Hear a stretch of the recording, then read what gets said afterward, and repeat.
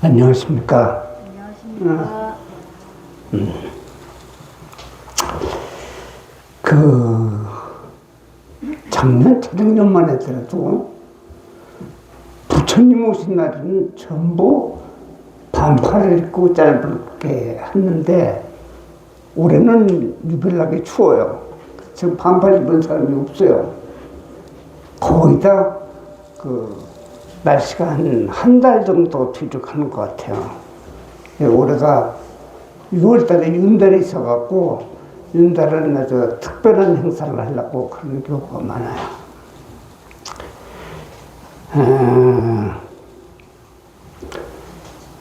오늘이 무슨 날입니까? 부처님 오신 날이죠. 부처님 오신 날은 부처님은 왜 이 땅에 오셨을까 하는 걸 생각을 갖게 돼요. 그 목적은 묘법 연화경의 방편품에서 말씀을 하셨어요. 부처님이 일대사 인연으로 세상에 출현하였다. 일대사 인연이란 하나뿐인 큰 일 때문이라고 하십니다. 바로 이 땅에 오신 것이 계시오입 불지지견이라는 중요한 구절로 이 땅에 오신 이유를 설명을 하고 있어요. 계시오입 10개입니다.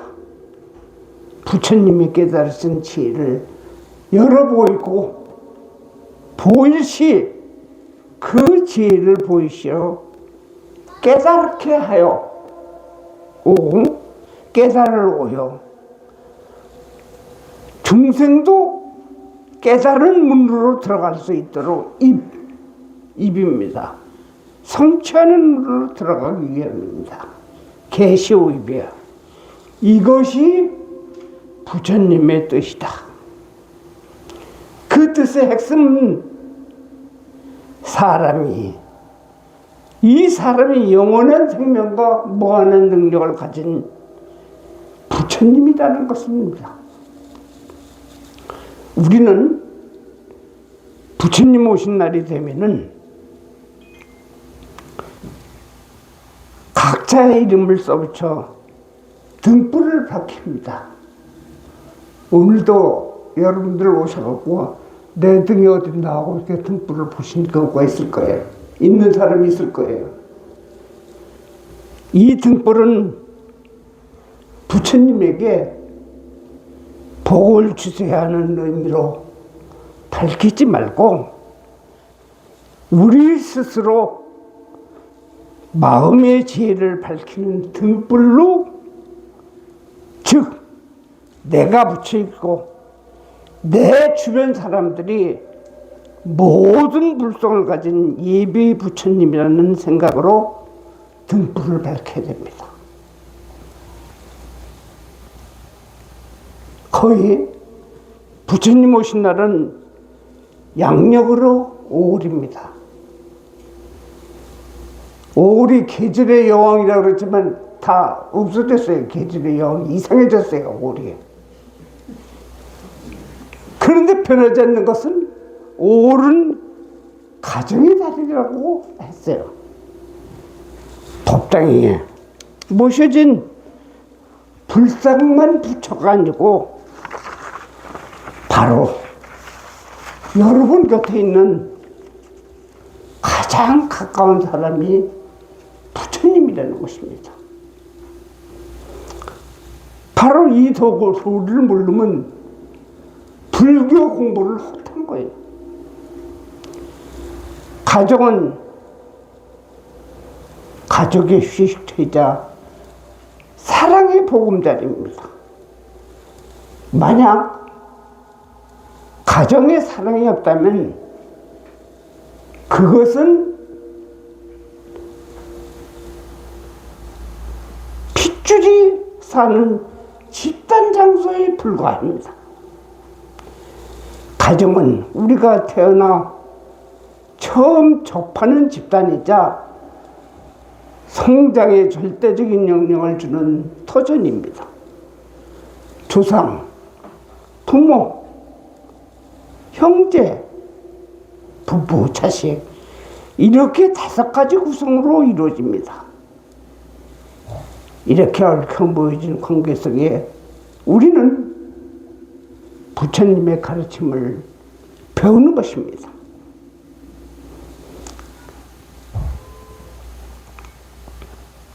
이 가정의 중추적인 역할이 무엇이겠습니까? 바로 부부입니다. 제가 오늘 와서 이렇게 쭉 보니까 뒤에 이렇게 의자에 앉으신 분들 많으신데 이제 날이 가면 갈수록 더 늘어나요. 무릎이 성한 사람이 없어요. 날이 가면. 그런데 왜 내가 오늘 부처님 오신 날에 가정의 달을 맞아 가정의 시작점인 부부에 대해서 본문의 주제를 삼았습니다. 바로 부처님은 멀리서 오시는 것이 아니고 부부 사이에서 오는 것입니다. 오늘은 부부에 관한 설법을 할까 합니다. 인과 초경에 부부는 500성을 통한 인연으로 맺어진다고 합니다. 이런 깊고 긴 인연으로 맺어진 부부지만 몸이 한 공간에 호적의 한 종이에 써 있다고 해서 이끌어지는 것이 아니에요. 부부 사이가 나쁘면 어떻게 했습니까? 당사자뿐 아니라 자녀들에게 나쁜 영향을 줍니다.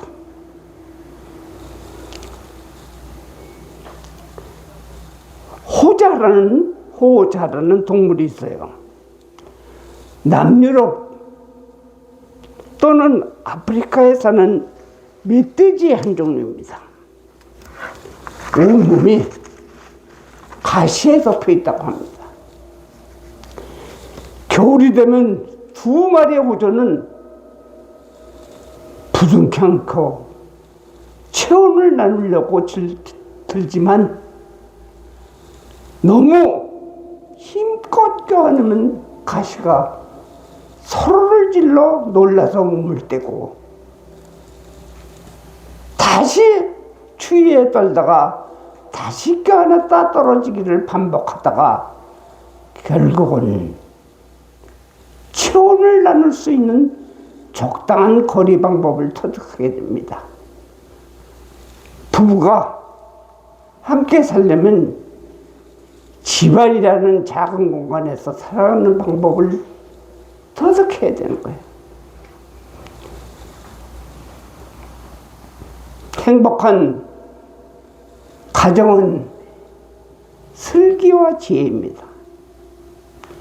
경전, 우리가 내려오는 부처님의 경전의 선생작용에서는 남편이 아내를 대하는 방법을 5가지를 말합니다. 아내를 바른 마음으로 존경해라. 아내의 뜻을 무시하지 말라. 다른 여자에게 애정을 갖지 말라. 때에 맞춰 의식을 주어라. 아내야, 에게 보배와 장신구를 때때로 사주어라. 그 반대로 또 육방예경에서는 아내가 남편에게 하는 5가지의 방법을 말합니다. 지금 제가 그 남편이 아내에게 하는 방법을 얘기를 했는데 그렇게들 하고 있어요? 대답을 안 한 겁니다. 근데 그렇게들 해야 돼요. 반대로 아내가 남편에게 하는 5가지의 방법을 말하죠. 남편이 귀가면 일어나서 맞이해라. 남편이 외출하면 집을 치우고 밥 짓고 기다려라. 남의 남자에게 음심을 갖지 말아라. 남편이 가르친 대로 해갖고 가정을 이끌어라. 남편이 잠들고 난 뒤에 잠자리에 들어라. 그런데 그것도 요즘은 잘 안 지켜져요. 남자가 일찍 자면 젊은 건데 일찍 잠만 든다고 그런다고. 그런데 이 경전의 말씀은 2500년 전에 말씀하신 것만 지금도 변함이 없는 진리입니다. 즉 부부지간에 상대를 존경하고 배려하며 각자의 의무를 다함을 주문한 것입니다. 제가 TV를 보다 보니까 어떤 분이 대통령 후보로 나왔는데 첫 번째 제일 기억에 남는 게 뭐냐니까 아내를 만난 거라고 얘기를 해요. 그거 상당히 중요한 얘기예요. 모든 가정생활도 그 구성원의 인격을 존중하고 의견을 수렴한다면 자신이나 부모 관계에도 흔들림 없는 것입니다. 십을 즉 마음이 부처인 겁니다. 내가 부처면 상대도 부처인 겁니다. 소크라테스가 뭘로 유명합니까? 악처가 있는 것으로 유명해요. 소크라테스는 악처를 해결하는 방법을 3가지를 얘기합니다. 하나는 그 악처하고 이혼하고 새로운 처를 맞이하는 방법입니다. 그런데 이 방법은 더 좋은 후처가 온다는 보장이 없는 거예요.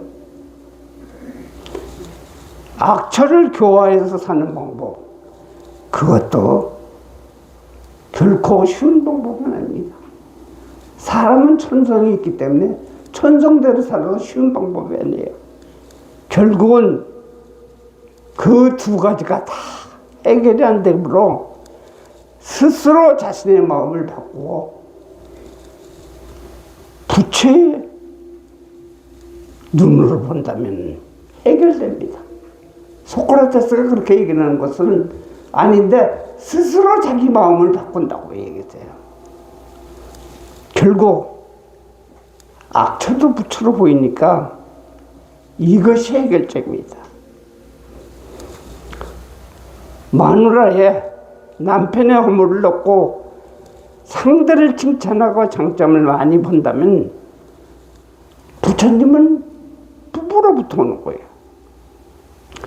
옛날에 제석천왕이 인간에게 주머니를 2개 주면서 하나는 자기 허물을 넣고 다른 하나는 남의 허물을 넣어 살펴볼 수 있게 했지만, 그런데 목에 걸 때 좌우로 걸어서 이렇게 살펴보도록 했는데 앞뒤로 걸었어요. 자신의 허물을 뒤에 가고 남의 허물을 앞으로 오게 했어요. 그래서 남의 허물을 앞에서 쉽게 보게 되는 거예요.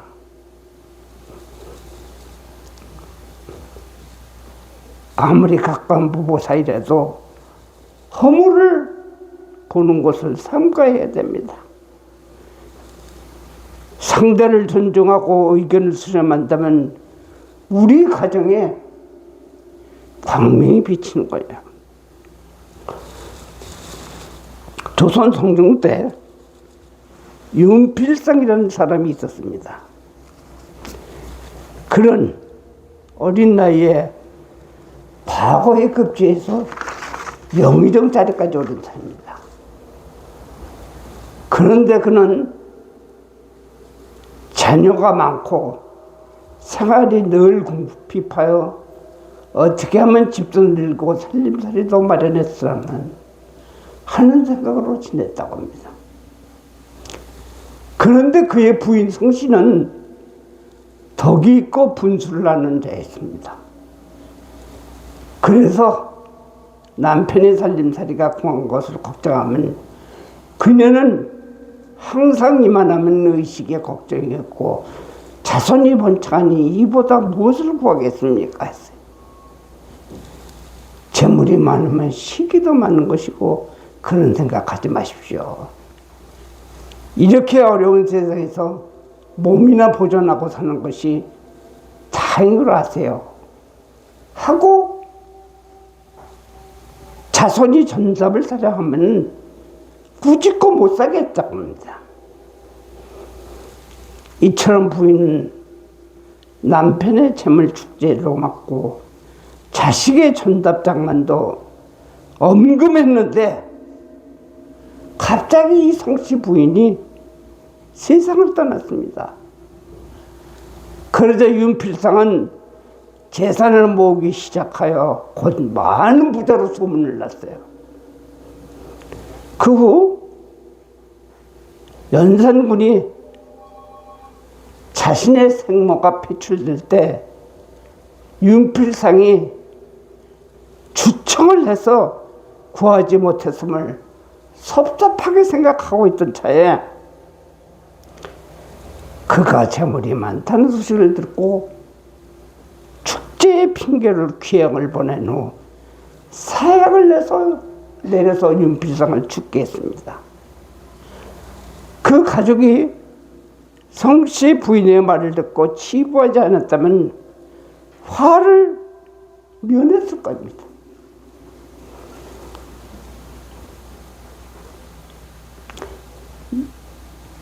집안이 잘 되려면 마누라 말을 잘 들어야 된다는 얘기가 여기서 나온 거예요. 자, 마음경에 보면 부처님을 문안드리러 온 청년에게 부처님 묻습니다. 부처님은 수레만 보고도 누가 수레를 타고 있는가를 어떻게 알 수 있으며 먼 곳에서 불이 난 것을 어떻게 알며 나라의 됨됨이, 아내의 됨됨이, 남편의 됨됨이를 어떻게 알 수 있을까요? 그러자 부처님은 깃발을 보면 누가 탔는지, 연기가 솟는 것을 보면 불이 난 것을, 그 나라 왕을 보면 그 나라 형편을, 남편을 보면 그의 아내를, 아내를 보면 그 남편을,